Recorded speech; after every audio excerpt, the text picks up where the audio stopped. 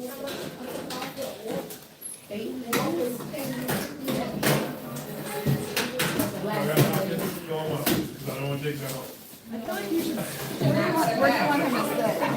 can be there or in the middle, it doesn't matter.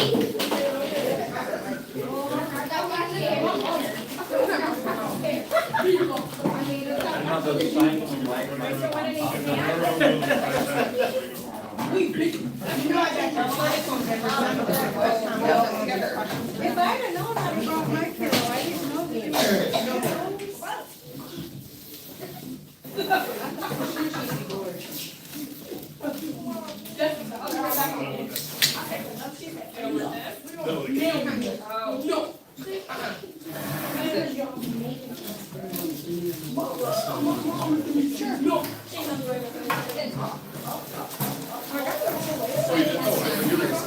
I had my stuff down back. I'll look down her napping. Want to sit with me and you come out here?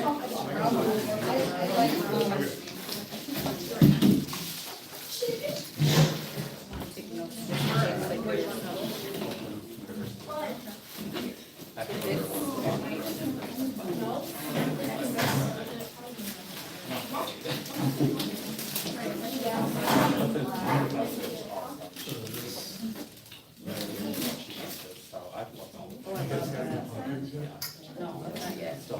My cousin gave us a couple of those, they opened up in her house, but they're already destroyed, and these are nice ones for the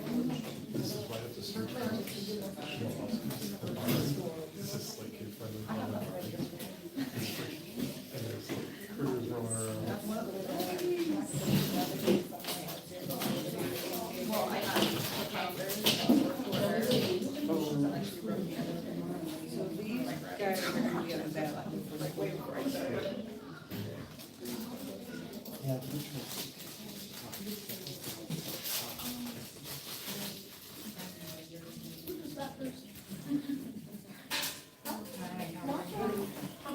You guys mind signing in? Thank you so much for being here. I love your shirt. When?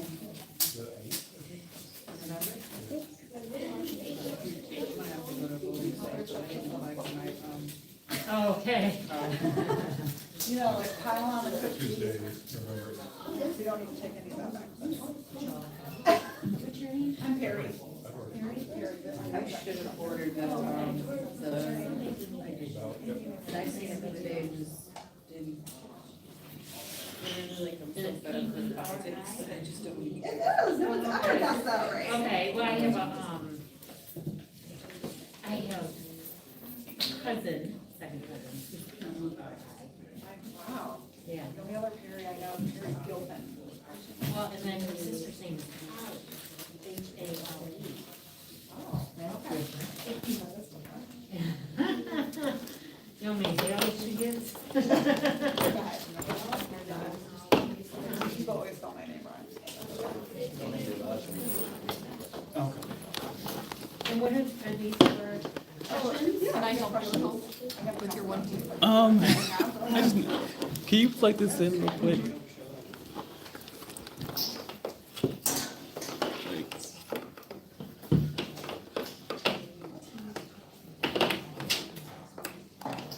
Andre, do you want to say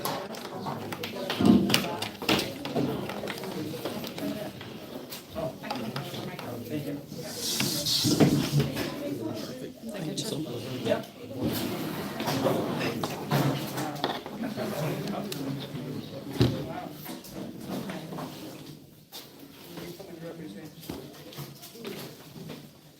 Bigger bowl, we were talking about.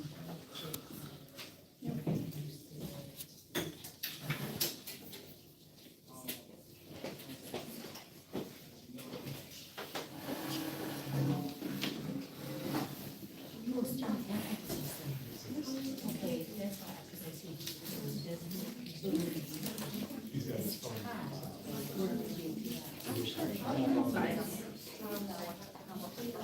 Yeah, it's hard, everybody likes some celibates. You tried. Good thing I didn't say the other, huh? That's okay. I can take it. I can take it. Yeah. Yeah, you guys can sit right there. Yeah. Good, how are you? Hello. Can we get you some goodies from back here?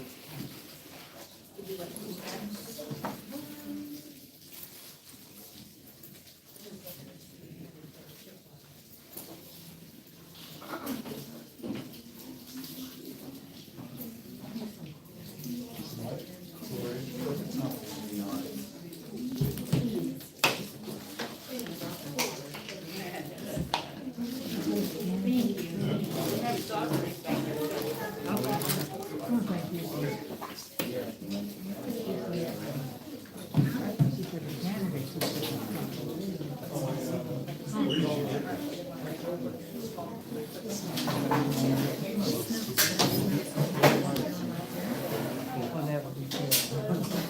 That would be horrible. Wouldn't it? Yeah. Yeah, no, I remember. That's,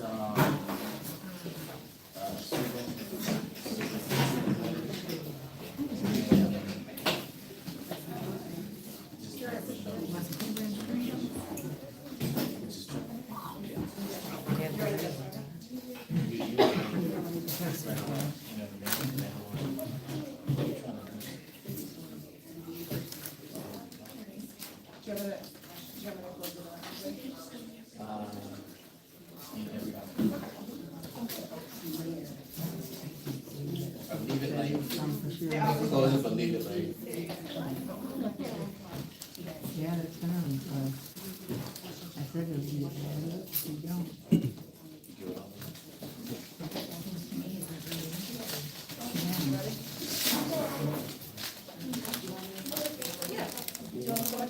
Although he was at school board meeting in China, but he didn't say anything, but he didn't know the family. So, I'm like, honestly.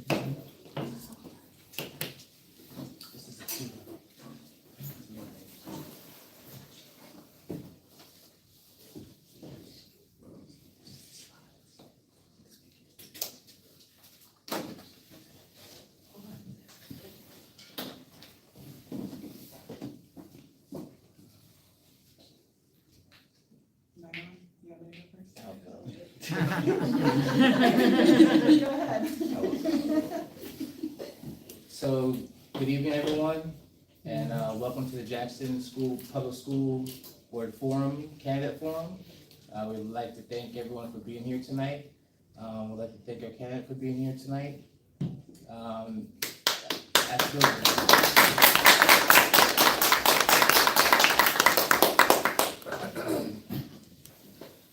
School boards are very important to the fabric of communities. And to be a part of the process, the voting process, and processes like this, getting out to forums and learning the candidates is very important for the community also. To know who is running is very important. And I just thank everyone for taking their time for being out tonight and listening. And I thank, again, the candidate for coming out and wanting to be here, which is very important, right? To tell his story, what he's going through, and what he wants to bring to this community. Right. We know in this community that the school board and the public schools have had some challenges. We've had some successes, and he wants to add to them. So we thank him very much for being here. I'm going to turn it over. Let me introduce myself. I'm sorry. My name is Andre Parker. I am the Education Justice Organizer for Student Advocacy Center. And beside me is Akira Anderson, and she is the Director of Black Lives Matter Jackson Chapter, and she's a co-sponsor.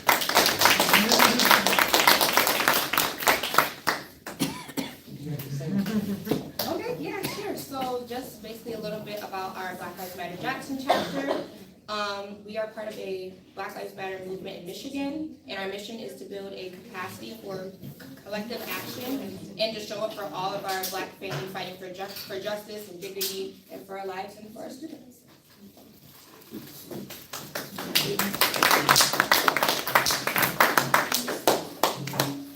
And so right now we'll get started with our program. I'm going to introduce Perry Stone-Palmquist, who is the Director of Student Advocacy Center.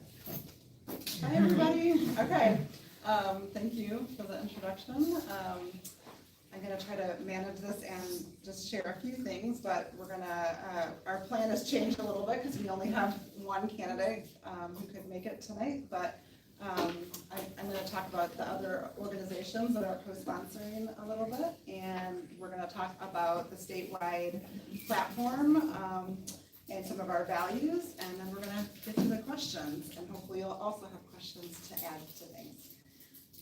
A reminder that this is a C3 event, so this is nonpartisan, we're not gonna be endorsing any candidates, this is really just supposed to be educational. Student Advocacy Center is part of the Michigan Education Justice Coalition. It's a statewide coalition of organizations that include educators and parents and caregivers and students. And we really believe that every Michigan student deserves healthy and healing public schools. Who is Student Advocacy Center? That's us. We believe education is a right, and that every child's worthy of a quality education. We have offices in Ypsilanti, Detroit, and Jackson. We have a statewide helpline, so families all over the state call us when they're having an educational crisis. If you have questions about that, Amy, who's over there, can tell you a lot more about that. And tell you how we had an unprecedented number of calls last year from all over the state. We also provide education advocacy, and we attend school discipline hearings, we go to IEP meetings, and we really just work with families and the schools so that so that they can do well in school, right? And graduate and all the good things. And we already heard about Black Lives Matter. And do you want to take it over, or do you want me to keep going? I can keep going. Yeah. Okay, we'll let you do the questions. Okay, so why do school board elections matter? Like, what do school boards even do? One, they make decisions about this budget and how money is spent in the school district. Of course, at Student Advocacy Center, we're particularly interested in school discipline, so school boards make decisions on expulsions, but also make decisions on policy and how school discipline is handled in their school district. Just sort of the strategic direction, and they also hire and evaluate a superintendent. They do more than that, but that's a few of the important things. So what's at stake right now? Why do we care about school board elections? One, we know that students who were most impacted by the pandemic are continuing to struggle, right? Continuing to have struggles academically and social emotionally. And despite these soaring needs, our schools really have too few people and financial resources to respond. And often also families who are most impacted by inequities are actually not part of the decision-making process. And so that's part of what we're really interested in, is making sure that families really have a voice at the table, that young people have a voice at the table. I'm so delighted to see so many young people here tonight. I'm very impressed. We also know that there are growing threats around our state to privatize and defund public schools, and often capitalizing on hot button issues such as race and sexuality. And so that's happening right here in this community as well, and we're concerned about that. And then in Michigan, we know that there's long-standing inequities in the way schools are funded, and we believe no matter your zip code, you should be getting a robust public education. And so that's some of the work we're doing, fighting around the state in this collaboration. So this is the platform that our partners around the state are working towards. We developed this by having listening sessions all over the state right as the pandemic was starting to happen. So it kind of started right before the pandemic and into the pandemic. And that's how this platform was developed, by listening to educators, listening to families, listening to students. So one, we believe our public schools should be equitably and fully funded. We could have a whole long conversation about that. Public schools need to prioritize and invest in mental health. Curriculum needs to be rooted in principles of anti-racism, anti-oppression, and trauma-informed practices. Public schools need to create structures to bring in student voice, parent and caregiver voice and leadership. And public school budgets have to reflect our values and our needs. So here in JPS, there's 2 open seats. there's 5 people running and 1 candidate showed up for you tonight. We'll talk about that a little bit later, but I can promise you, everyone was invited many times. Many times. Yes. We'll talk about this more at the end as well, but obviously voting is very important, so we hope this gives you a window. This is our 3rd forum. We have another one tomorrow night and 2 more coming. And there's other forums going on all around the state, but I know the ones that I've been to, if I live in that district, I'm like, oh, I know who I will vote for now. So we hope you find them enlightening. We've been hearing really great feedback. I think we have a QR code, right, Andre, that people can, if you want to learn more about voting or how to register to vote, so we'll come back to that. We have these QR codes here. We hope that you'll commit. We hope you'll scan it and commit to becoming an education justice voter and really looking with that lens when you're voting. And if you want to learn more about the candidates are invited to fill out an online survey all around the state. So you could give this resource to, if you have a friend living in a different school district, people were invited to fill this out, and it's a longer, so if you wanted to kind of do a deep dive and see how they answered those questions, any school district around the state. And if you want to connect with Andre or I after, if you want to learn how to, there's an app, there's trainings that are happening. If you want to engage some of your network in voting and encourage them to vote, we have some regular trainings going on that Michigan Education Justice Coalition is doing. So if you want to learn more about that, we would encourage that. And we don't want to forget this, that next week, October 27th, there is going to be a statewide forum. And I think many of our youth are involved in planning that. I know Andre's going to be there as well, where you can hear from the people running for governor and state school board, and it will be focused on education issues. So I got to figure that out, but I definitely want to hear that. And I know it will be recorded as well, but you're certainly welcome to participate and come to that. I'm actually emceeing that one, so. Oh, yeah, great. So I think that's that for this, but do you want to say what we kind of had to alter our plans a little bit, Andre, so do you want to tell people what to expect tonight? So tonight we have 5 questions that will be read from different participants. We have parents asking questions, we have community members asking questions, and we have a youth asking questions. Then there'll be a speed round where we'll ask certain yes/no questions of you, how you stand and whether you're committed to being a part of or not. And then we'll have a Q&A where if something triggers or you think of a question that you might have in the audience, and we'll have them write down and then ask questions, maybe follow-up questions of you. And then we'll give you the floor to say what else you need to say. Because again, we thank you for being here, and I know you want to have a voice and not just be peppered with questions, but we'll give you a chance to tell your story and what you're about. Okay. I would just like to acknowledge also, I thank current board member Keisha Hamilton for being present today.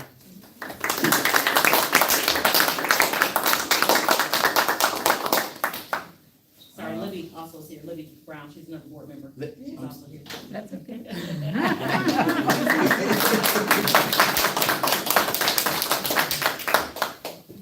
Thank you, Libby, for being here as well. So we will go and we will start off. So the first question that we have, it's not even a question. We would just like you to introduce yourself and tell why you were running for school board member. All right.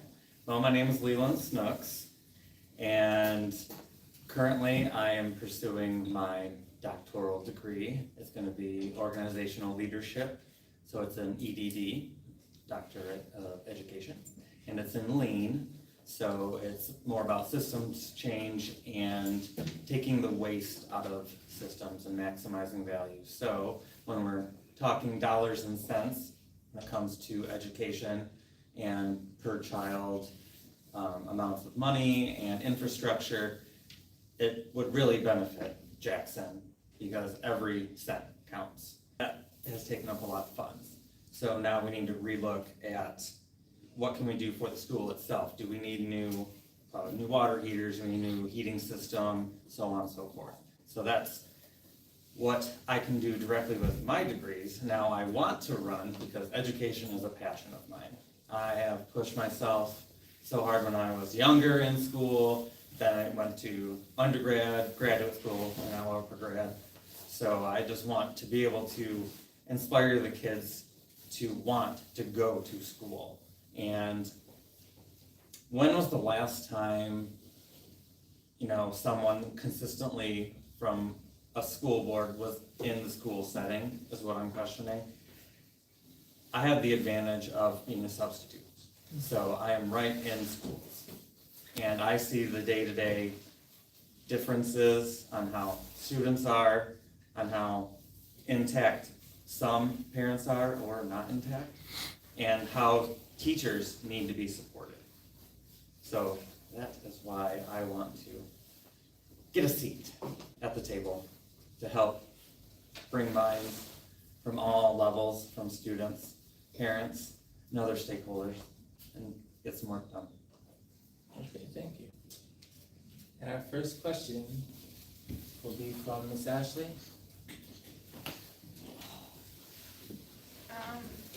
Can you come up here? Do you mind coming up here? Do I have to? No. No, You don't have to. Students with disabilities lost the most during the pandemic. What steps would you take to support these students? First thing, I would have to get involved with the teachers of those with disabilities, because that's not one of my strengths, because I don't know what exactly they have faced. I haven't substituted in a classroom of that nature, although I definitely recognize that that has been a big struggle. So in my mind, gathering the information first of how it has been difficult within those settings, I do also have a great advantage of within my classrooms and interactions within my degree. I have touched base with principals, with superintendents, with teachers from different districts around Michigan. So being able to pull data from them, it would help with me introducing ideas and whatnot at the board level, so that way we can see what we can do.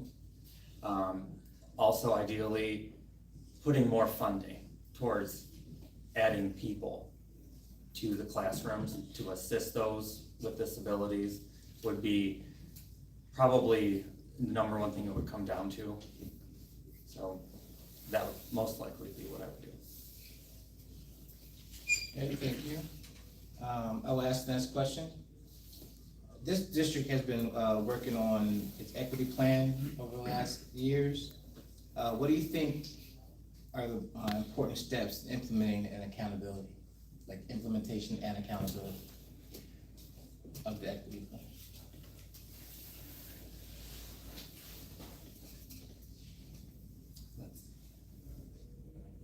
Well, holding people accountable is huge in general, and not to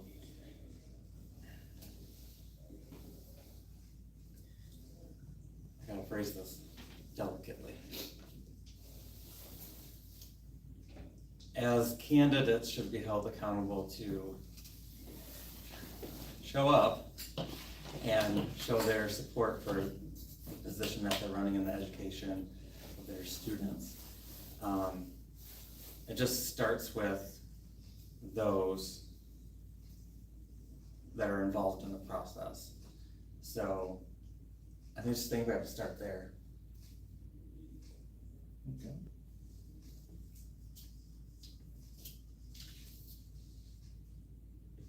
Amy's our next question.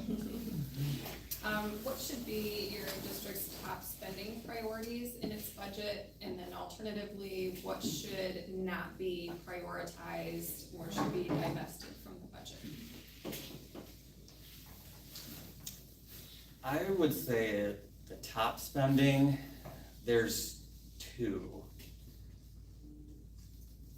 teachers and paying them an equitable salary to retain the top tier doesn't seem like a very kind word, but appropriate educators, I guess.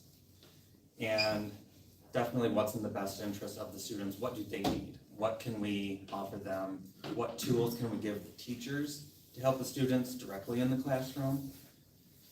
And because I've been in classrooms in many different districts, they don't even have pencils or pens or anything. And it's strictly just something up on a screen that the teacher points to and says, this is what we're learning, which something tangible would be of a better benefit.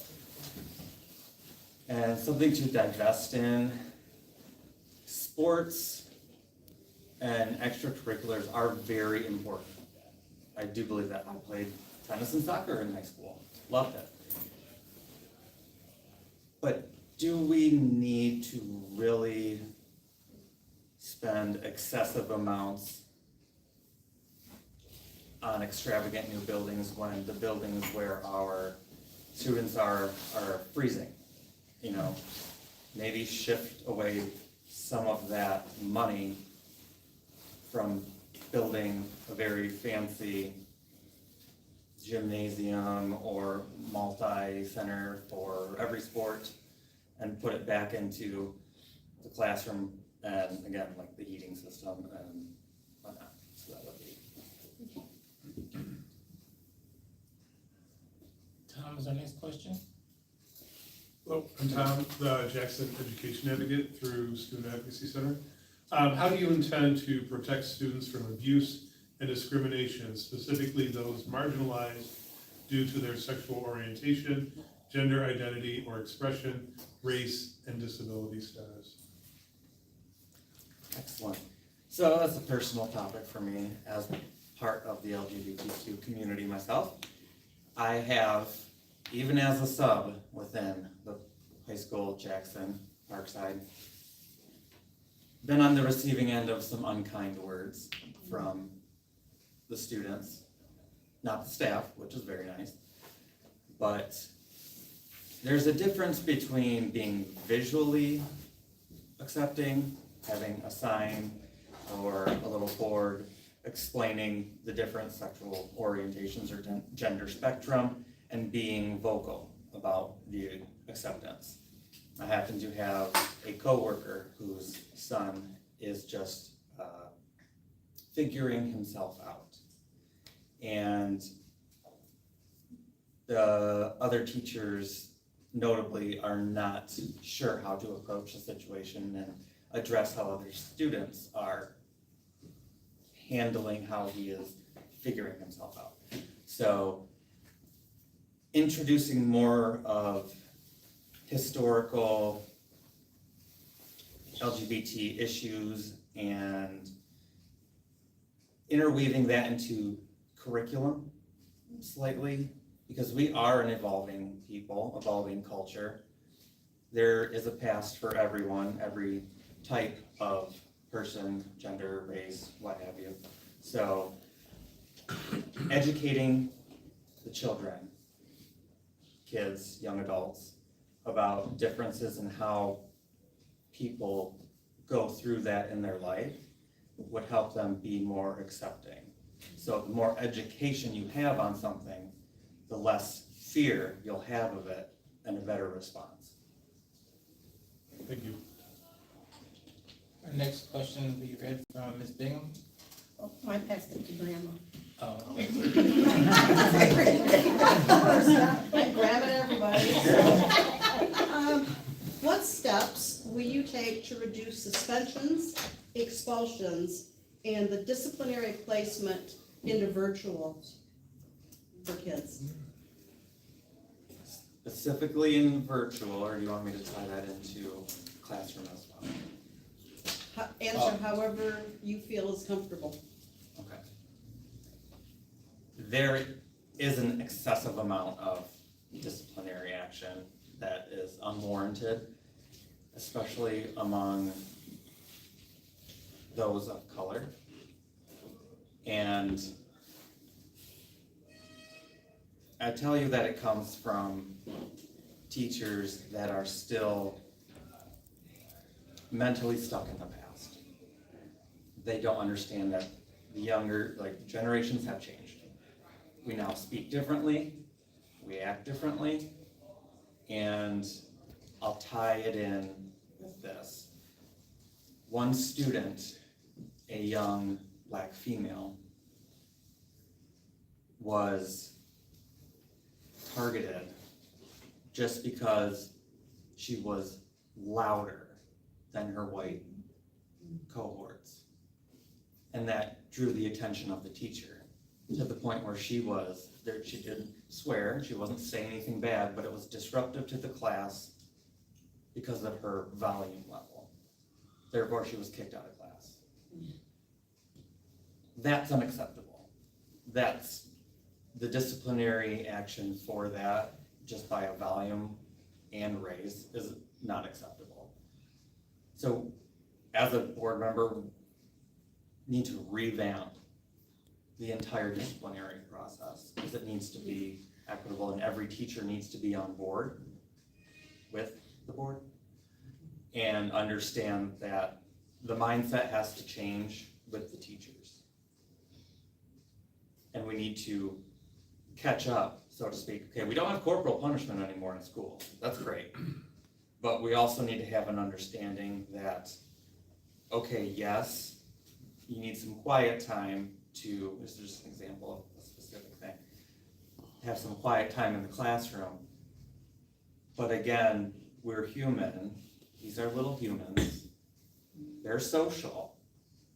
They've, been interjected with media into their blood. So we have a duty to be more understanding that social livelihood is going to be in the classroom. So we need to first get the understanding. It's like with LGBTQ issues. Now on the teacher's end of the spectrum, get them to understand that these students have a different way of life than we used to. Even I'm only 32, and I know that I might not be able to keep up some things. So it's that level of understanding and educating the teachers to understand that students don't need that. Sit down, shut up, don't say that, students. Sit down, shut up, and do your work. They're more social. And virtually that, I'm still getting used to that myself. The whole virtual world is another thing entirely. Because being on laptops, Chromebooks, cell phones, what have you, it's very difficult. And again, pulling the teachers in together with the parents, because parents really need to be involved in that if we're going virtual. Get feedback. You can't make a decision without feedback. So everyone needs to be involved. Even ask the students, what will it take? What does it take? What helps you? What hurts you? What can we do? Well, and I think sometimes they're using the virtual placement instead of addressing the problem. So instead of saying, okay, what is the issue? Well, we'll just send it to virtual. Just kind of out of the way. And I mean, they're doing it to a lot of kids. Did we plan to? I swear, she's not. I just live it. I think we talk to the same people. But I mean, that's what they do. And that's not a solution, that's a cover-up. Because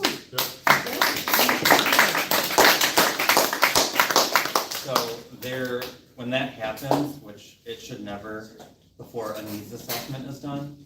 So needs assessment is a perfect example of what I'm doing right now with my education. We're doing needs assessments. So you break down to find the core of an issue. You keep asking why until you get down like, okay, that's the answer. Not this one, not this one, not this one, not this one. Yeah, that's the answer. So we don't have to just cover up something. We actually attack the problem and solve it. Or at least try. They don't even try. Just, you don't wanna listen, send you to virtual. You don't wanna listen, send you to virtual. Virtual has its time and place, but not as a, Punishment. Yeah. Sorry, Karen. Thank you. Thank you. You good? This one's personal. As a parent of a special needs child, students with disabilities lost the most during the pandemic. What steps should the district take to support these students?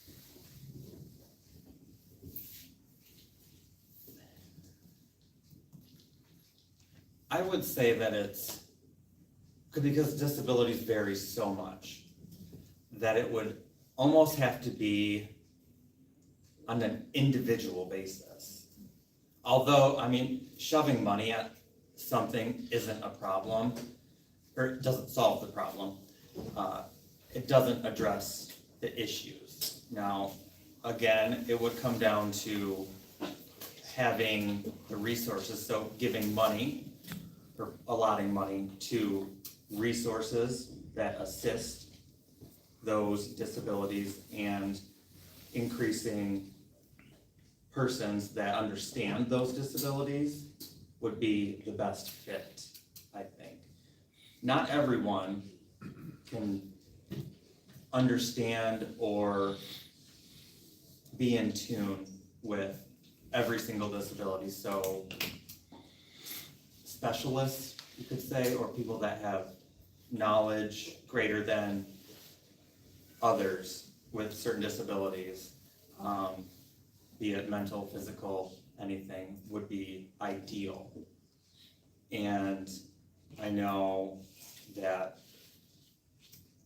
it is an expensive venture, but it's worth it because every student needs to be treated equally and given those opportunities that every other student has with non-disability or who is able or disabled.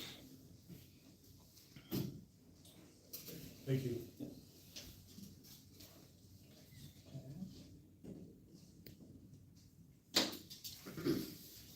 Now I'll ask this. So the presence of police in schools, security guards, resource officers, has escalated dramatically in the last several decades. And I would say the last couple of years, really. Research has shown that students of color are disproportionately surveilled, referred for arrest, and then treated more harshly by the criminal legal system.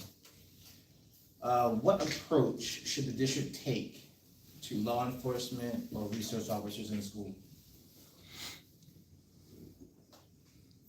This is an unfortunate thing that, yes, has been happening. And I personally believe that everyone that, especially of an adult nature, should be educated on critical race theory.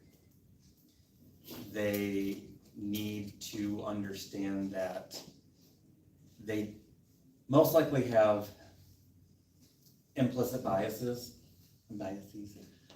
and those need to be addressed. And they need to understand what those are, because those shape perceptions and actions and subtle intuitions of how they view people. So the disproportionate disciplinary actions towards our students of color, be it Black, Latino, Asian, anything like that, it needs to decrease, and it needs to decrease dramatically as soon as possible. Because we shouldn't need police in our schools. That's not something that we have bigger issues. The police have bigger issues outside than needing to have the severity level of discipline that would need them marching around in our schools. I've seen metal detectors at the entry doors in Battle Creek. I've seen the police officer station in Northwest, when I was in Jackson Public, I've seen them and the security guards.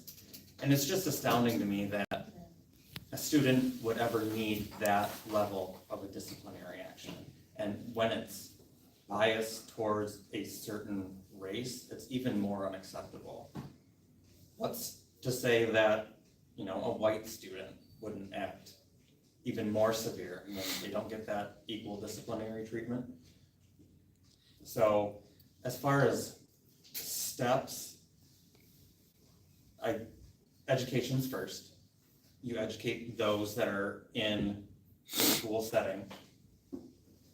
And then as board members, we would definitely have to discuss, because it's not just up to one person, like I might have an idea, but the collective board would have to come together and say, you know, how do we educate the teachers? What can we do to interact with the police to get them to understand that, you know, the implicit bias, and get them to understand you don't have to target certain people and look at them harder than others. Because as white people, we need to face that being born white, you automatically are privileged. We need to get the police on board with that, no matter if they believe it or not, we just have to. So, if there's white police officers, hey, you definitely need to go through a course. So, I think I'm gonna leave it at that. And kind of in the same realm with what you're talking about, the data transparency, right, for school discipline is key step in accountability, right? Tracking what's going on. You can't address a problem you aren't measuring, right? So will you commit to publicly reviewing discipline data on a regular basis? Oh, yeah. Oh, yes, yes. Data is everything. And that's so true what you say. You can't address something if you don't track it. So, for example, I'll throw weather out there. How do we know the weather patterns? Because we tracked it day by day, year by year, so we can guess what's going to happen next. So we have a pattern. So with students, you know, you track behaviors. That data needs to constantly be reviewed. Each student individually. This is why they have a same classroom throughout the semester. This is why they're staying at the same school. So 9th grade, 10th grade, 11th grade, 6th grade, 7th grade, 8th grade. What can we see within each student? You can't just group a whole, that's gonna be sad to say, race together and say, this is how they act. Okay, this is just a fact of them. They're white, they're black, they're Asian. Okay, but they are a person. So you look at those behaviors, and those translate to data, and those data items need to be reviewed. So one might act differently on a random day. Does that mean that a standard disciplinary action need to be ready and waiting for that individual? No. You see this string of behaviors and activities and actions that are showing you something that's different than all of this. You know, that could be where you can interject and say, hey, this isn't like you. What's going on here? And that's when you can intervene and say, well, let's take a step back. What can I do to help you? What can you do to help yourself? Thank you.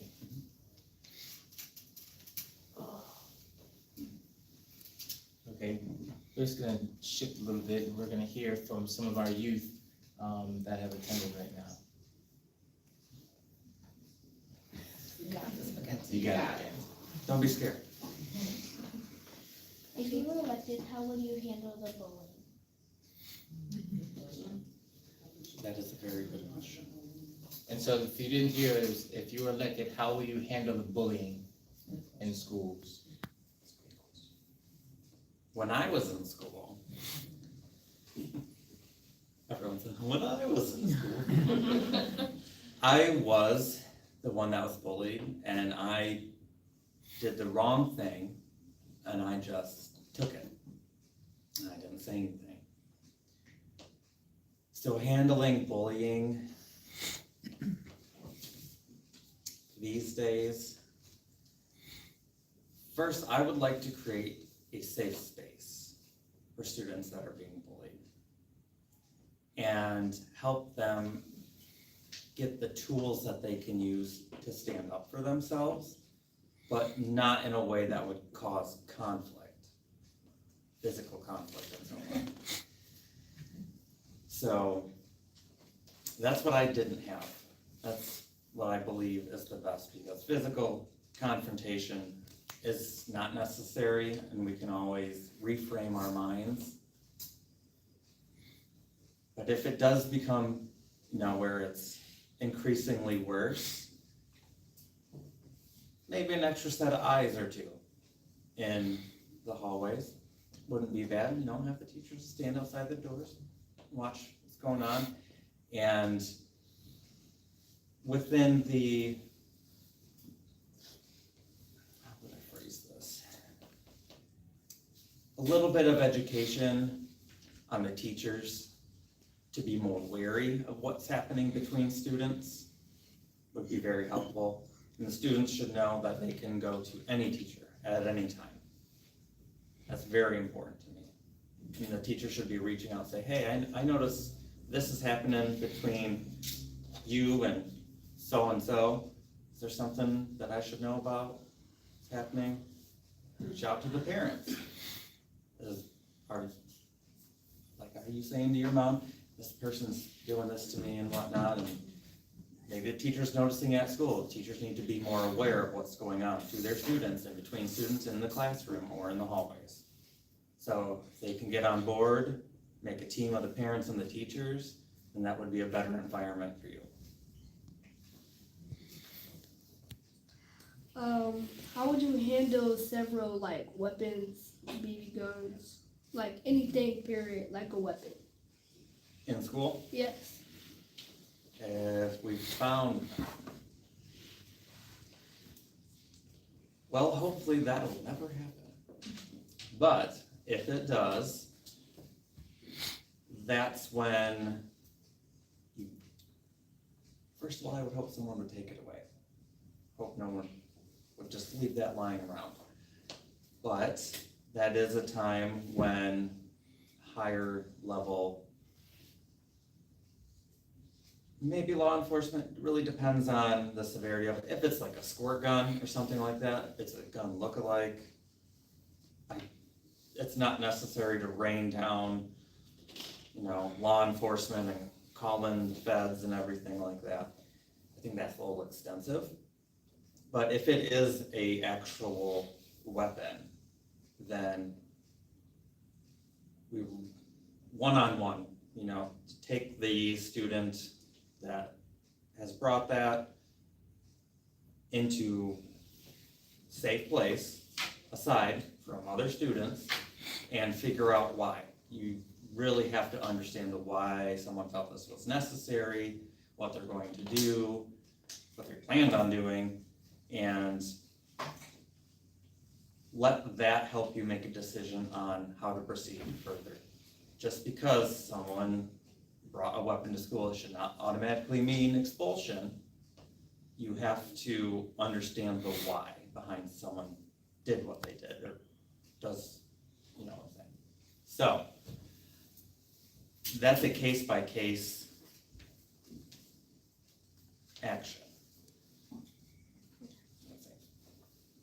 I don't know. How do you plan to handle students who make verbal threats to another student? Verbal threats. Such as, I'm gonna beat you up, hit you in the face. Probably. Do you mean that, or do you mean harsher threats? Yes. Harsher threats? So I Like think how he's you- probably thinking about maybe body harm, stabbings, things like that. Okay, I got you. I know what you mean. thank you for the clarification. Those kind of threats, first of all, are definitely not acceptable. However, again, we are in a different time. People, especially younger generations, talk to each other differently. So it's context and it's content. And we have to realize that some things are media-based.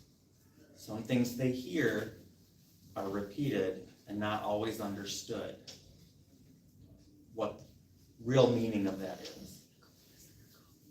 So, teacher hears that, someone else, definitely pull them aside and figure out why they said it, in what context that was said, and then educate them on why perhaps that was not the best word choice. I can say some things that I say around one of my workplaces that past generations kind of look at you like, what was that? But they weren't involved in the conversation. They didn't understand the context. So I had to bring them up to speed, and then it was okay. Now, bodily harm thing, that's very awkward territory, but again, what do teachers do? They educate and they listen. So maybe the younger generations can teach the teachers something as long as they're willing to listen.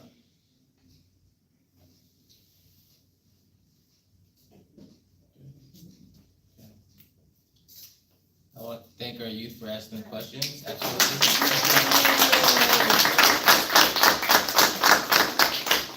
job, guys. Great job. Okay. So all around the state, we see students who are homeless disciplined at a higher rate. Okay, and that's data fact. In Jackson, students who have ever experienced homelessness are disciplined at nearly twice the rate as all students. Will you commit to advocate for JPS to change its discipline process and require 7 factors, considering to add an 8th factor requiring consideration of the child's housing status, and work on developing discipline processes that involve the homeless liaison? Yes, most definitely. It's the nature and nurture factor would have to be taken into account, and that the homeless aspect is part of the nurture category. Slightly nature as well, because it's a very harsh environment that plays a large role. So I would definitely advocate for a change all around the disciplinary factors and what they have established, because it's still biased towards certain groups. And the fact that it hasn't been addressed is very disappointing. And due to the fact that discipline is harsher on those and is notably harsher on those that have experienced homelessness or are homeless, we are responsible as adults, as those that have the ability to enact change, to make sure that they are taken care of and that their environment is understood and what they're going through is understood. I personally have not had to go through that, but someone else has, and you can be empathetic with that and try to change someone's life for the better. And if it's just taking into consideration what that is when you're making choices on disciplinary actions, then that's what you can do. So that's one of the best things and things I really have thought about and wanted to change was the disciplinary outline of the Jackson Public Schools. Because again, being in Parkside and the high school, I've seen way too many things that need not be disciplined. And things that were disciplined too harshly. Okay. Thank you. And so this next round, it's, we call it our speed round, and it's, yes, I will commit, or no, I will not. And then we will have time for the audience to ask questions, they may, have gathered during this process. First one, do you commit to working towards a school budget in the next 2 years that provides for 250 students to one counselor? Yes. Do I need to follow up with that, or is it just yes, no? We're gonna give you some leeway here. Follow up, please. At the current ratio of over 600 to 1, 250 would be better. So yes. Hosting a town hall with parents and caregivers to share information about the school budget and get feedback. Yes. Eliminating expulsions of any students, including forcing change of placements to virtual schools. Yes. Voting on a school board resolution to oppose school vouchers and to let Michigan kids learn voucher scheme. So to oppose school vouchers? Yeah, so voting on a school board resolution to oppose, school vouchers and let Michigan kids learn voucher scheme. No.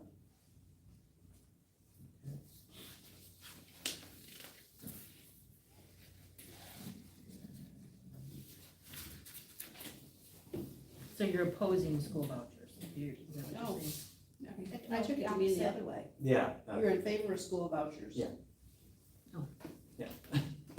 Sorry. That was how I took it, but. Okay. But that's a good clarification, right? That's just important. Okay, Can I, as a follow-up on that, what's your understanding of school voucher program? The school voucher, as my understanding, well, from when I was a kid, it was you had assistance with either like food or anything else like that. So what's the school voucher program for here? For probably a private school, wouldn't it be more you take your state funding with you? Yeah, the Oh, state no. funding follows No, the state child money wherever is they wanna go. For public schools. Okay. Thanks for asking that. Yes. Yeah, no. Yeah. State funds, taxes, lottery, all of that stays with public schools. If you wanna send your Or school to a private, or charters too, isn't it? Charters are already Yeah. free. if you It's wanna, only, it would be for going to private school. if you wanna pay for a private school, that's your choice. But public schools should be able to offer just as well of an education as a private school as well, you know.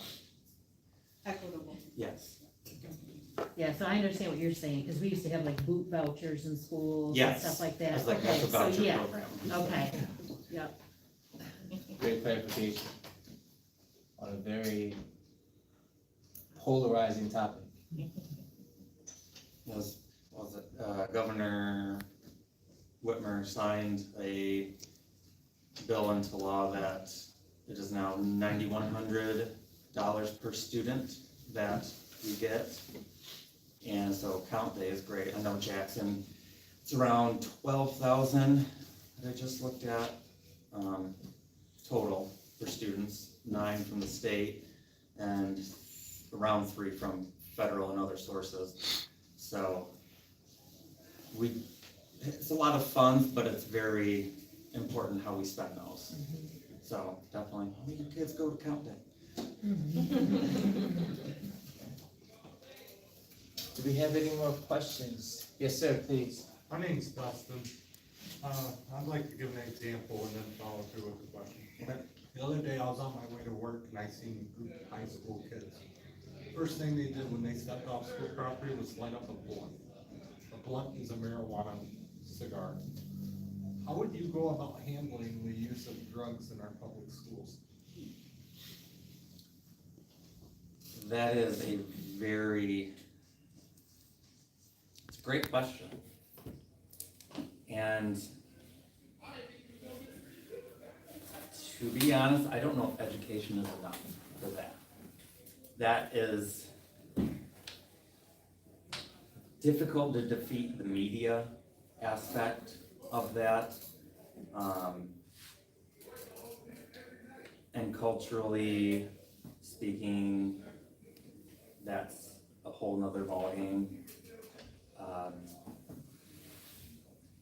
That would come down to talking individually with every student or every person, the family as well, and creating, I would call it a circle of comfort, so that you can really get into the mind of the individual and figure out why they feel like they need to interact with the substance, what's going on in their life that makes them want to escape for a while with marijuana or whatnot.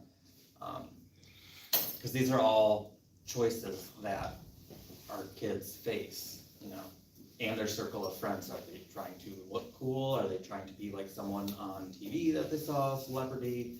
Are their parents pretty deep, you could say, into drug of choice? That's something that is carried into school.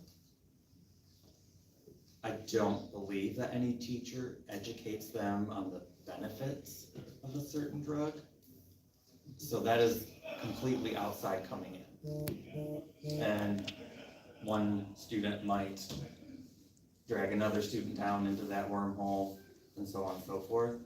So it would be my hope that when you're including stakeholders in decisions such as something like that, it would be more of a community-based decision rather than just an educational decision of how do we deal with that in schools. Well, we're gonna have to deal with it in the community and then get the community involved. That's a very large, it's legal now. So Right, but we have to involve. It's only legal if you're over a certain age. Trust me, I use it, I'm a proud supporter of it, but when they do it at school, and I know it happens at school, it happens in the bathrooms at Jackson High all the time, that's where I went to school. And a lot of times the teachers, the principals, everybody would just, don't know, didn't see nothing. And my thing is what's gonna be next? Are we gonna have to, you know, fear that there's gonna be an overdose at the school due to fentanyl, because fentanyl's popular now, heroin's popular now, and they keep advancing these drugs, and eventually this Narcan stuff isn't gonna work. So I guess my question, to rephrase it, is how would you go about, would you do expulsion, would you do suspension? Because if they're gonna do it, they're gonna do it, but the thing is that it's gonna keep repeating itself. Right, so again, expulsion wouldn't be necessary for that, because again, it is, I hate to say common, but it is common, and okay, marijuana you can smell, I mean, smell it out. But it is still, even though it's in schools, it is still a community problem. It's a community issue that we have to address. And forbid we ever have an overdose in one of our high schools. It's just not reasonable, there's no way that we can 100% get that out of a public high school, or even, I would doubt that you can get it out of a private school or a charter school. Because it's the setting of Jackson, of, you know, pockets of Jackson and everything. It is what we face. And we have to bring the community together to do it. I can't say anything better than that we have to do it as a community. My question kind of piggybacks off of yours. Could I ask a follow-up? Yes, ma'am? So it sounds like what you're saying is punishment for everything is not the answer. It sounds like you get to the heart of the problem. So I'm wondering if you would be for a resource center of some sort for parents who have a child or children who are quote unquote in trouble in school before they get to the point of expulsion or involved with law enforcement. And if you are for that, where would you like to see that located? Online, in schools, pamphlets that are located in community centers around because you mentioned community already, it's a community problem. And I do believe that our schools are the heart of our community.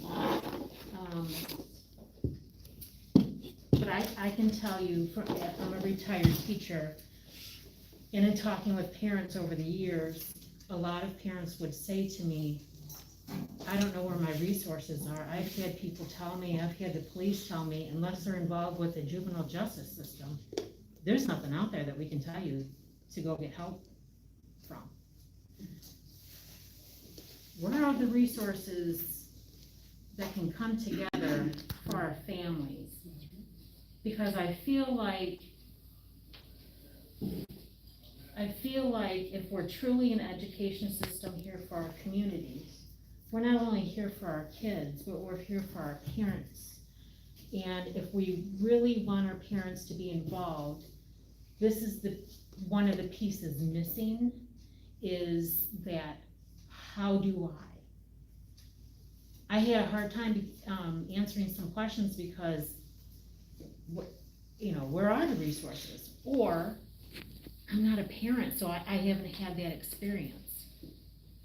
You're gonna have teachers all the time that are feeling that way.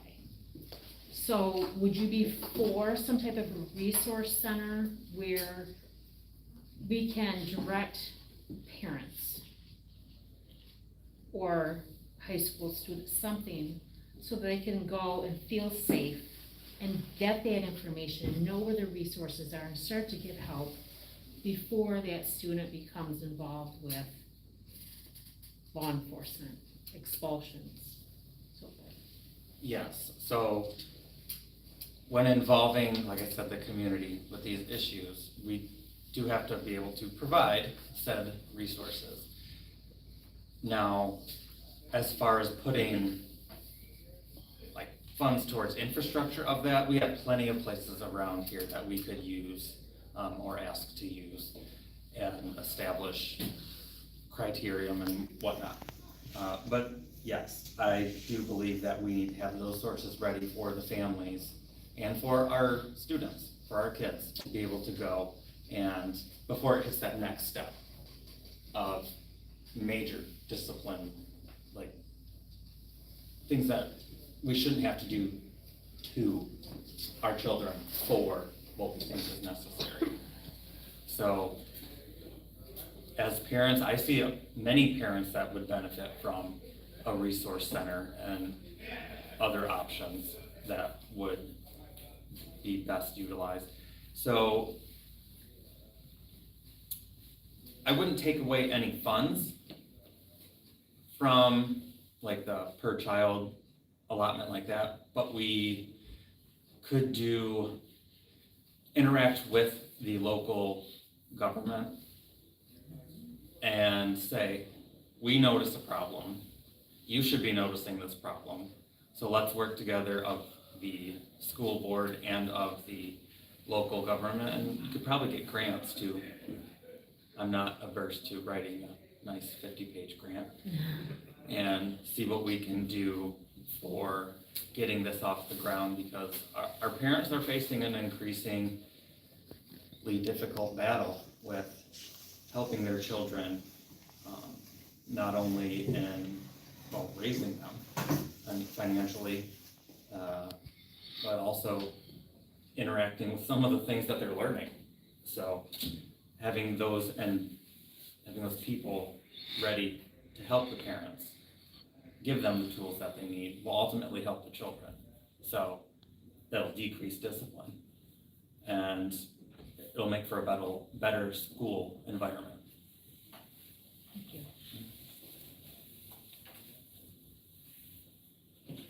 I have a question, Elizabeth. Yes. So, thank you all so much for having us, tonight as well. What's your name one more time? Leland, And your last name is? Snooks. Okay. So I think, I feel like you've already answered my questions, but I just wanted to ask it because, I'm 2 years on this side of the table, where hopefully you'll be sitting, soon. And one of the things I think, that has afforded me the ability to continue to sit in the space that I'm in, is my ability to make hard decisions, my willingness to. I don't know that everybody who sits at tables of decision making realize that they are sitting at tables of decision making. So I don't know that it's a question, maybe it is, but and you might have already answered this, and some of the answers that you've already given. So just answer again. Your comfortableness in being willing to make hard decisions. And so what I mean by hard, decisions that could be controversial, decisions that are not necessarily supported by your colleagues, meaning those that are sitting at the table next to you, decisions that are not supported by the majority of folks who may show up to board meetings and, let you know that they are not in support of your decisions. How comfortable are you when you're making a decision that you feel is the best for all students? How comfortable would you be in still making that hard decision with all those factors, folks who sit next to you who don't like you, folks in the audience, how comfortable? I don't pretend to think everyone should like me, nor like the decisions that I make. When it comes down to decision making, it is what's in the best interest of our students and of our kids. So if someone doesn't like me personally or doesn't like a decision that I make, that's their opinion. That everyone has a right to their opinion, how they feel.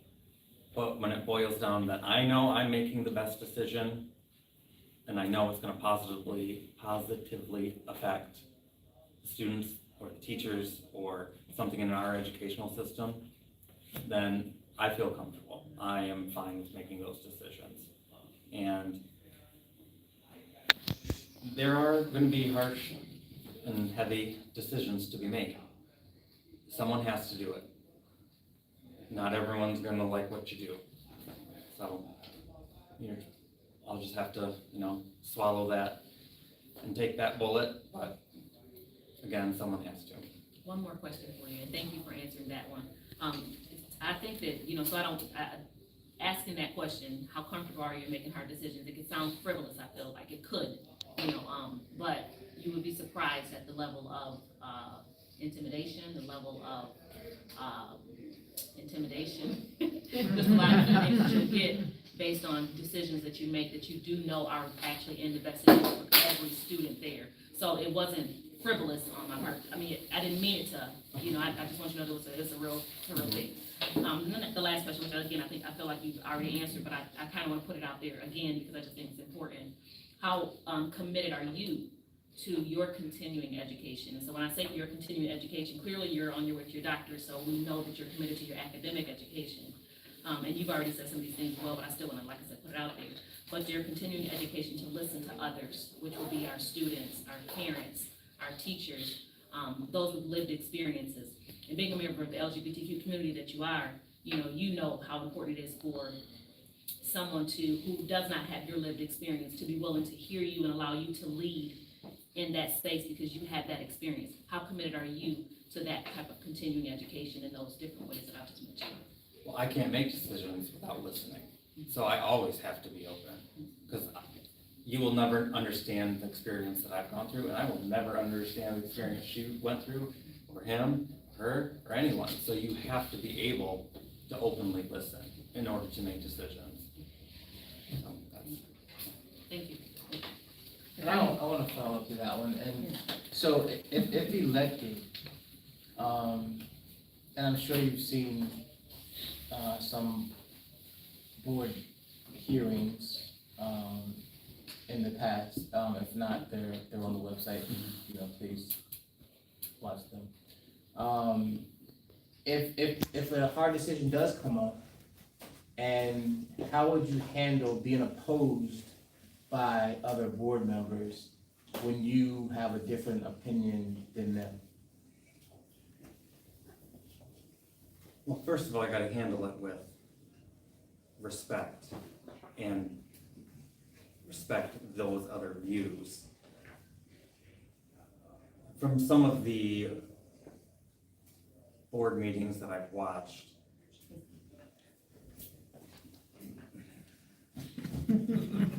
yeah. Do you recognize me? There are ways to communicate and be, I could say, professional, but still, have the heart that you have and passion of what you think is right. So, because these are able to be seen by anyone who wants to see it, a modicum of modesty would be helpful. And if a further discussion is necessary, then have it in an appropriate fashion. We are adults, I hope. So, therefore, have an adult conversation. If it needs, it can elevate itself a little bit, but bring it back to the basics of a great conversation. I don't have to like what you're saying, but I can respect you for saying it. Okay, the next question is gonna come from me.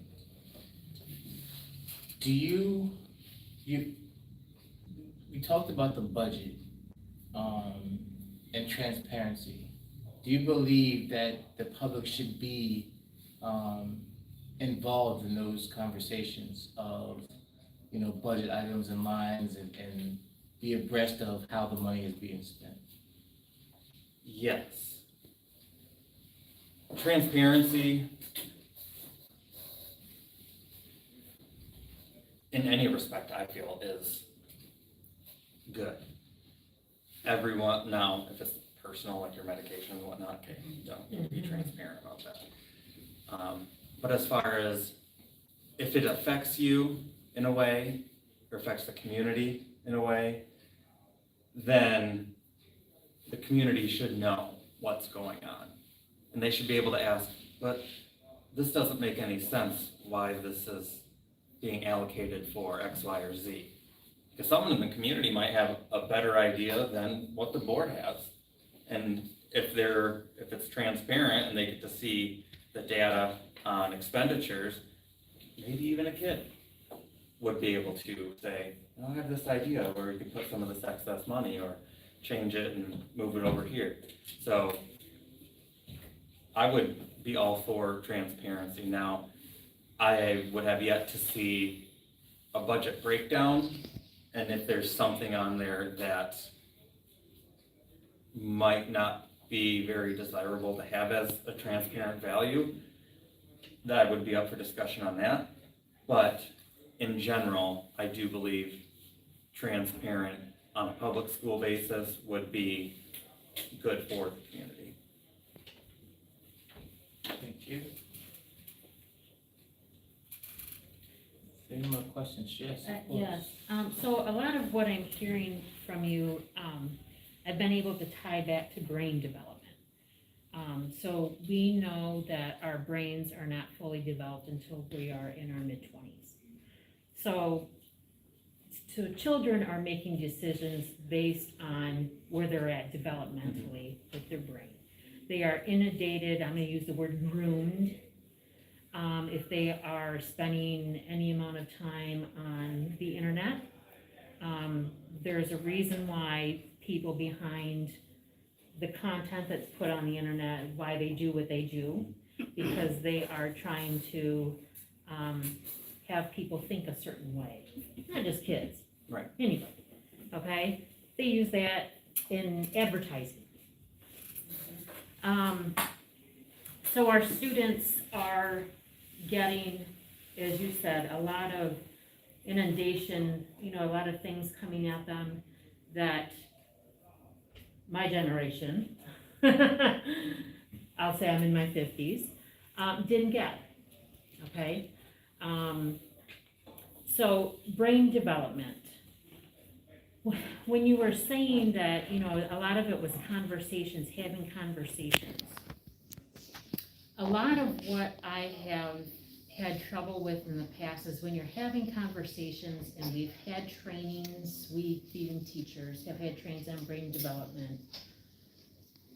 Not everybody's on the same page, because not everybody who are stakeholders who are at the table having the same conversation is having the same understanding, the same meaning, you know, coming from the same research.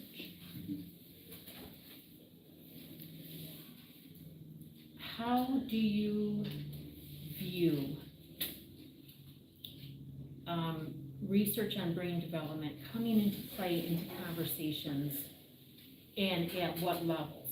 Are you talking, you know, would you, if you're for it, are you talking about board members and staff and teachers and administration, or are you looking more at people who are close to the classroom?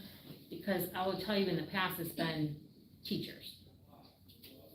You know, they think that the only people that come in contact with students are teachers. So when we go to have these conversations, it's been very difficult. It has been very difficult. So in talking with our stakeholders who touch the lives of our kids, where do you see, or do you see that fitting in as being like an ongoing conversation, learning about, so that we can help our kids, help our families, and provide better support for them? Thanks. Sorry, it's such a long one, but Okay, what's the question? brain development. Yeah. So not everyone has had the advantage of going through many courses in like psychology and whatnot. But yes, brain development is very critical at different stages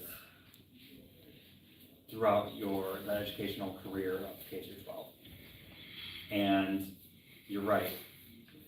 When you said not everyone's on the same page in what research is going on, so no one has that common ground, that's the first thing that we have to do, is find that common ground.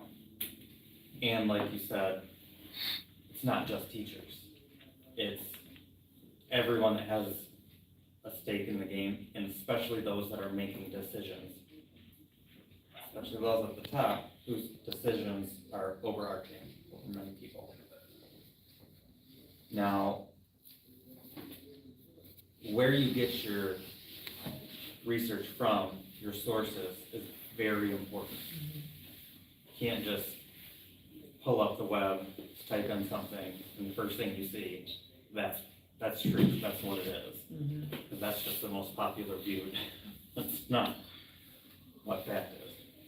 So getting everyone on the same board, the same page with correct information about stages of brain development is crucial, because that helps you understand what a child might be going through and why they might be doing certain things.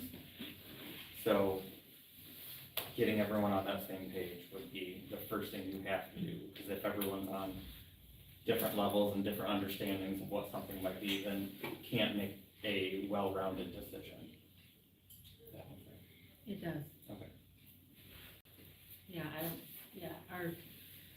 our youth that was asking questions, I was thinking about that too, you know, that even on an age-appropriate level, they might be interested too, you know, understanding why people bully. There's many reasons, but a lot of times we find out that they're asking for help. That's the way of getting attention, drawing attention to themselves. Not in every case, but, you know, it's just, I think it's interesting for kids to learn, you know, things like that, age-appropriate. But that goes back to the why. You keep going back to the why, and I like that.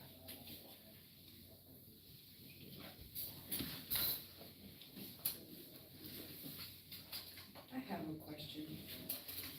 My name is Kiana Mendez. I work for the community in partnership with community mental health. So I sit at a lot of tables, usually in IEPs and things of that nature, for a variety of reasons.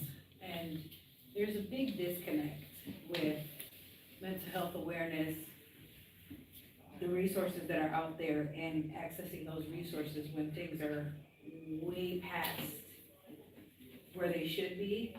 What are you gonna do to create more of a preventative outcome in accessing those resources before it becomes something that is beyond families' comprehension and affect change in that way? Because this is a community issue, but I find that my resources are usually used way past time. So what would you say to that issue? So by the time the students and parents get to you with an issue, it's way past the time of. So I see two things.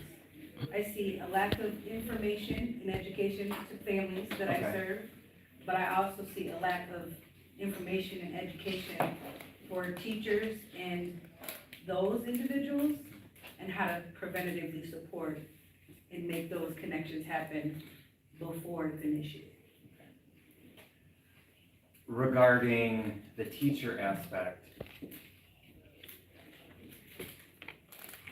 I don't think it's too much to ask to have teachers, again, be educated on the things to look for. They don't necessarily have to be specialists in that given field, but to know the signs of changes in their students.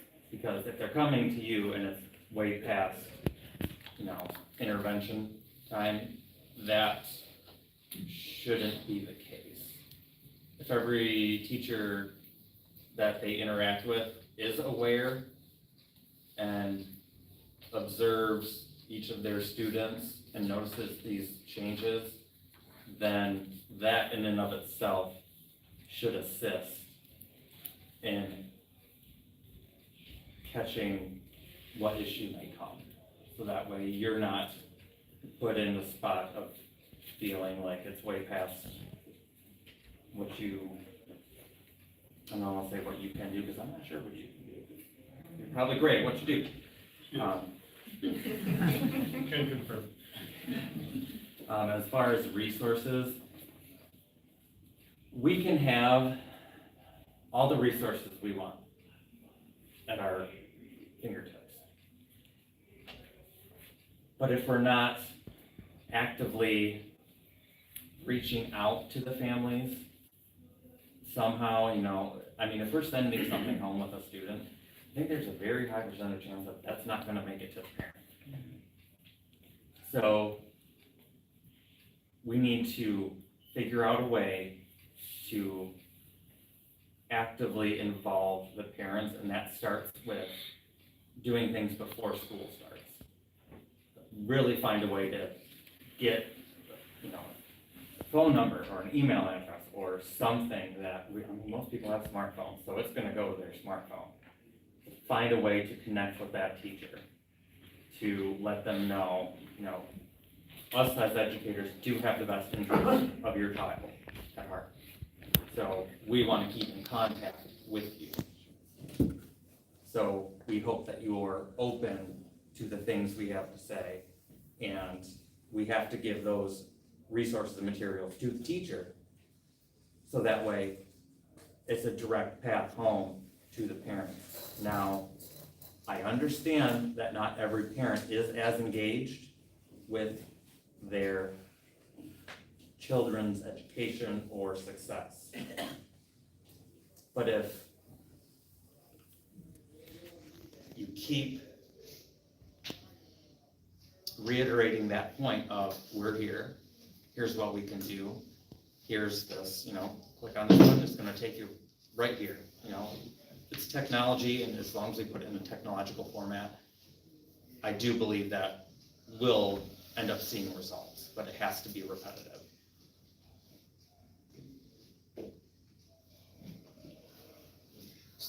So do you believe in more punitive or restorative? Restorative. And what does that look for you? What is restorative to you? It's restoring, honestly, restoring the faith that most people have and not had in our education system in a while. And restoring a balance that has also not been in our communities for a while. So, in effect, good community, good education, or other way, good education, good community. So, it's restoring the balance. With all parties involved? Yes. Everyone has a voice. Everyone has an equal voice. It needs to be like that. I'm not saying it is now, but everyone needs to be like that. That brings up a good point. I think you kind of touched on this when you first started talking. One of the best pieces of advice I ever got when I was student teaching was from a principal. He said, there are 3 people that are more important than me, the lunch ladies, the custodians, and the secretaries. They said they run the schools. So, and I know that. So how do you plan on getting those voices at the table as a board member? You go ask. You said, you personally, you go ask. Say, hey, I value you as a person and what you do. So tell me, you tell me what I should do, what we should do. Like, go directly to them. Too many times I found that people in power just ask the people around them and talk to the people around them and make decisions based on that. You have to go walk. It's called walking in Gemba. So you go to the place where work is done. You don't just sit in your office and look at sheets. I mean, data's great. We all know that we need data to make decisions. But how are the people on the front lines getting their knowledge? What are they seeing? What are they feeling? You have to go take that walk where they walk and to make your decisions. I find myself often having to educate teachers a lot about trauma-informed support. I know that special education teachers, most of them often have that training, but what will you do to kind of bridge that gap of that disconnect? Because, I mean, not just special education teachers need to have that information. I think that that's something that's really kind of under-educated on in the school system. How would you support that? The trauma-informed? Strengthening the trauma-informed awareness and the trauma-informed approach in supporting students. Well, after the pandemic, I feel like that should have been amped up just a little bit.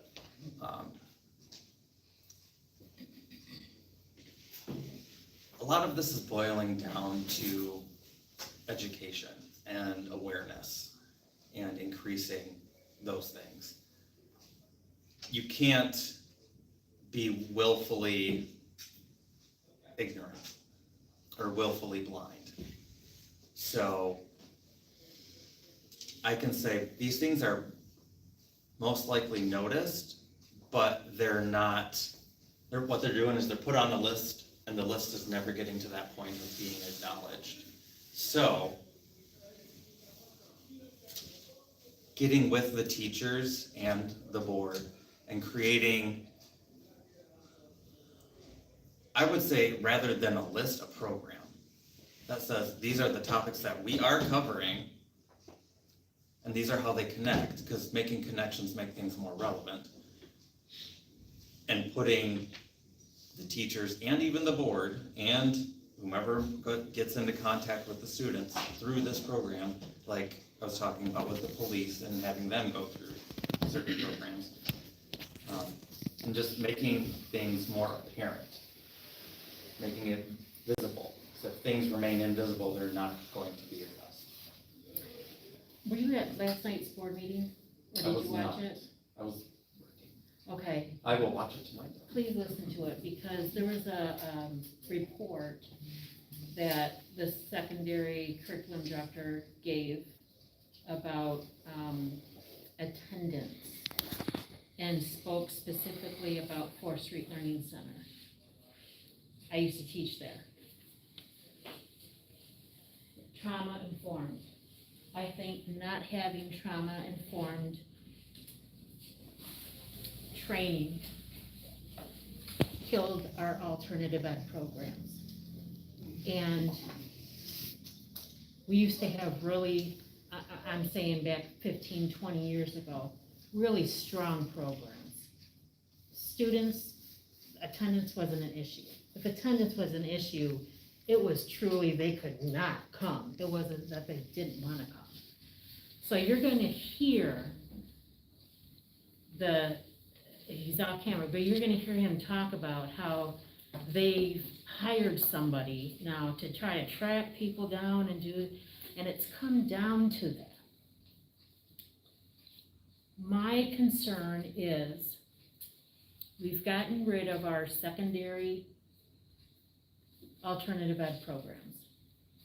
We still have 4th Street Learning Center, but after 4th Street Learning Center, I asked, where do these students go? Do they go to Jackson High School? At the time, now this was about 3 years ago, at the time, no, they're not coming to Jackson High School. Do they go to Pathways? No, they're not going to Pathways. They don't have any credits to make up. That's a credit recovery program. Where are they going? They're going either to Michigan Virtual. Yes, they're either going to Michigan Virtual or they're going to be in our night program, which they got rid of too. Okay, the night program wasn't even a full-time program, by the way. So I feel like that piece that you just touched on, oh my gosh, it is absolutely missing, because our students would be engaged. They would come to school if we just understood how the trauma, even secondary trauma. Secondary trauma is a big part of what I have problems too, because teachers are often re-triggering and re-traumatizing my children and they don't even understand how and why. Absolutely, amen to that. So these students who are coming to us because we are the safe place for them to come, can't even come to us anymore. Because we're not trained to handle these situations. Not that we don't want to, we want to, but we have some administrators that don't want the school district to be stigmatized. We don't want to have all these mental health services and have all this trauma informed. We'll do it to say that we did it. We can check a box. But to have it ongoing and understanding, and this is a new world that we live in, and it's not going to change anytime soon. This is like, we need to get used to this. This is our normal. Everybody is normal. I may be normal, but I need pain. I may be normal, but I need empathy. I need to be normal, but I need somebody to help feed me. Everybody's gotta be on the same playing field here, but we have to have training to know how to reach these kids that turn to drugs and alcohol to help cover up some of the trauma that they have been experiencing and don't know how to ask for help because their brain doesn't even allow them to understand that that's what they're really trying to do, is to ask for help. And instead they're covering up. So I guess my comment is gonna turn into this question. When you are on a school board and you run into school board members, administrators, who are not willing to accept the fact that you have a population of students, families who are in dire need of this help. And the resources are there to come in and train your people. If they are not even willing to say that that is the problem and that training is part of the solution, how are you gonna, Sway them. yeah, what's your step? I can be that squeaky wheel. I can be very, very annoying. Because I'm gonna tell you, I'm just gonna be upfront, we have a very divided 5-2 board right now.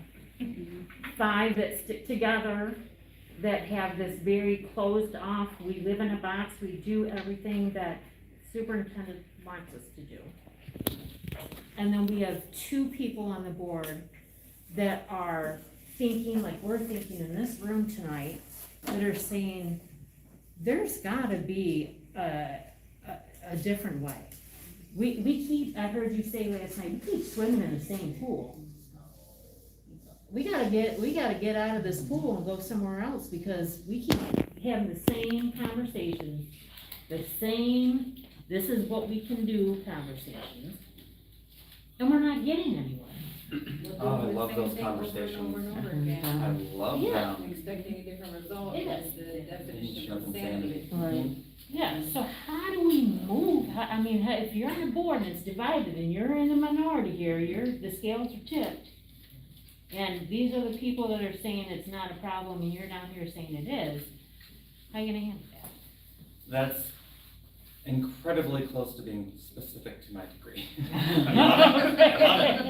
Because systems change, that's my kind of specialty, so Okay. you have to keep asking the why question. I would, each one of them, I say, well, why? And if it's appropriate, like, why not? But what grounds do you have to stand on to say that? And keep pushing that, because if they say, well, this is just what we have.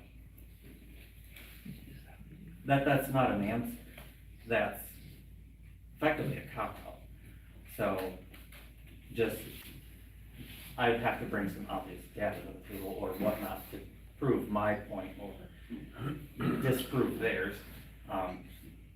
But being able to also show how, what I'm assuming some of their points to be that it does affect our community and the education, so show how what they are doing or not doing is negatively affecting or inhibiting things that need to be done within our school system. So if it's a cluster of people that are just banding together because that's what they do, not for an educational purpose, then bringing that more to the surface and shedding that light on it consistently, I believe would be very helpful. And once some uncomfortable things like that are brought to the surface, that they are just banding together because they're like friends or just for the sole purpose of sticking together, then that root cause, I don't want to say attacking, because that's really, not attacking that at its core would, I would hope, start to break that group apart and have them see reason and be open to actually doing something good and changing things as needed. I just a follow-up comment. Some of the problems that I see, this is me personally, some of the problems that I feel that we have in the schools, these kids are very, very smart, very, very attentive, and you watch these adults, and you pick up on what's going on. And I've had students say, why are all these teachers stressed out? Or, why is so-and-so coming into this classroom and always staring at people? You know what I'm talking about. you know, it makes them uncomfortable.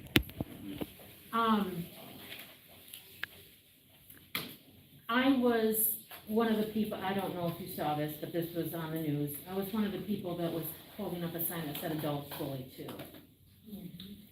So students are picking up on what adults are doing, and it's sending them the affirmation that, gee, you know, I bully too, and it must be okay because I see how he treats his teachers, and it must be okay. Because they're taking it. I mean, it gets to that level in this district. And when it's top down, board level, Stuff rolls downhill, right? yes, it does. Retaliation, So we Even wanna board bring it members. back, oh, I'm sorry, I didn't mean to cut you off. that's okay. All right. But I'm saying it's a heavy district. And if you're ready for the heaviness, I'm ready to vote for you. But I need to know that somebody is going to take these issues and not band together because that's what's popular. But we need to fix it because this is the heart of our community. And so I would like to give you, you know, the last say of what you wanted to say before we kind of close up everything. And just any comments that you have, and just give you free rein to address everyone. And again, let them know why they should have your vote. So, as you've heard, I've been a sub in multiple districts, sub-tier. So I do have the advantage of seeing things currently, seeing things change, and being involved with school life. And I don't know if you would consider this a good thing. I don't have children of my own, so I don't have a personal stake in this. The personal stake I have is in the betterment of the community through education and bettering education. That's all that I want. I've seen how things have deteriorated from the pandemic, from economics, and I want to have students have the drive and have just the willingness to want to go to school. I enjoyed every minute of school, except when I was being bullied. But students now that I've seen when I've been in like Jackson, they don't have that social connection with each other when they're in class, and they don't have that connection to the learning material. They don't have the desire or the willingness to listen to the teacher, and that is boiling down to how the structure is, how many and how much discipline is happening for things that no longer should be happening. So that is kind of my platform, and also I want to take the politics out of education.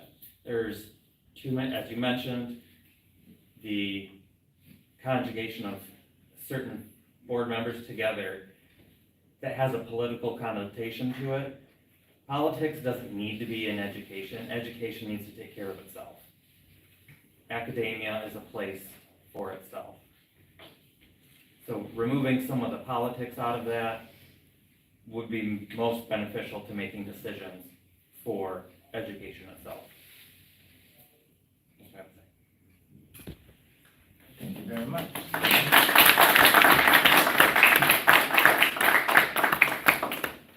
So before we totally wrap up, I just want to bring, first of all, just thank you again for being open and honest and sharing your views with this community, this strong historical community that is strong together, this community cares and wants a strong school board, a strong school system. You hear the passion of the parents, you hear the passion of the kids. Just thank you for, you know, answering questions and being open and honest. And good luck in this race. Thank you. Absolutely. So, in continuing, is a couple things. now that you've heard from this candidate, I challenge you to seek out the other candidates and ask questions of them. Be informed in your vote, please. And please get out to vote. We have QR codes here for voter registration that we have handed out. We'll post, they're all over to get registered to vote, so please get out to vote. We also ask that there's a website called Empower, or an app called Empower that you can download on your phone, Empower. And it is very powerful, pun intended, to get your community and your contacts out to vote. Because you have a voice, and it needs to be heard. I can't have or come to a board meeting when I didn't vote for who's in the board.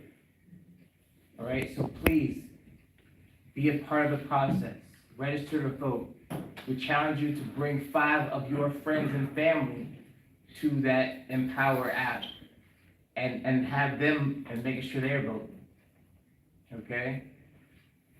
We challenge you and ask that you become, there's a QR code here, and it's on our website. We'll post it on this channel also as well, and pledge to be an education justice voter. Vote. I can't stress it enough. So I want to thank you. Again, my name is Andre Pucker. I want to thank Ms. Kiera Anderson, Black Lives Matter, who helped me put this together. And, you know, she's doing great things in the community, so please support her and what she does. She is in the school systems herself. She mentors youth daily. So weekends, nights, mentoring. You know, we met and she had parents and children with her then. So please support her and her efforts and what she does. And we thank you for what you do in the community. Perry, any last words? You said it all. Again, thank you so much, and everyone have a blessed evening. Thank you.